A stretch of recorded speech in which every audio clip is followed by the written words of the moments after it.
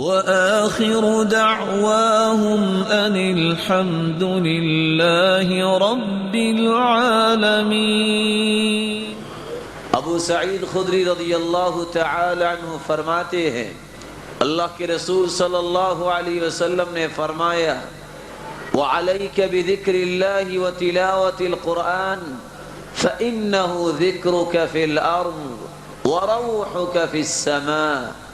اے میرے بھائی، اپنی زندگی میں کامیابی چاہتے ہو، قرآن مجید کی تلاوت کو لازم پکڑو، اللہ کے ذکر کو لازم پکڑو۔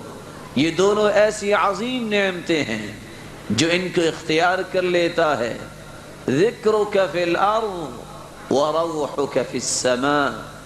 دنیا کے اندر رہتے ہوئے اللہ سبحانہ و تعالی اس شخص کا بلند مقام بنا دیتے ہیں۔ اور یہ تو دنیا کی بات ہے، آسمانوں میں اس کی شہرت ہوتی ہے۔ شہرت حقیقتاً وہی ہوتی ہے کہ انسان زمین پہ چلتا نظر آتا ہے لیکن بلال کی طرح اس کے قدموں کی آہٹ جنت میں سنائی دیتی ہے۔ اللہ کے رسول صلی اللہ علیہ وسلم فرماتے ہیں دخلت الجنہ فسمعت قراءة، میں جنت میں داخل ہوا، میں نے قرآن مجید کی تلاوت سنی، فقلت من هذا، میں نے کہا یہ کون سا شخص ہے؟ مجھے جواب ملا حارثة بن النعمان رضی اللہ عنہ وارضاہ، یہ حارثہ بن نعمان ہے۔ سبب کیا ہے؟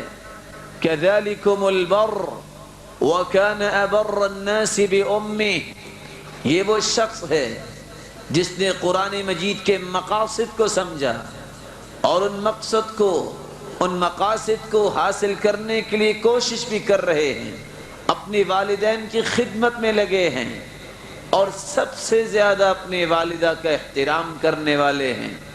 قرآن مجید کی تلاوت دنیا میں کر رہے ہیں لیکن اس قرآن مجید کی تلاوت کی لذت سے جنت کی حوریں محظوظ ہو رہی ہیں۔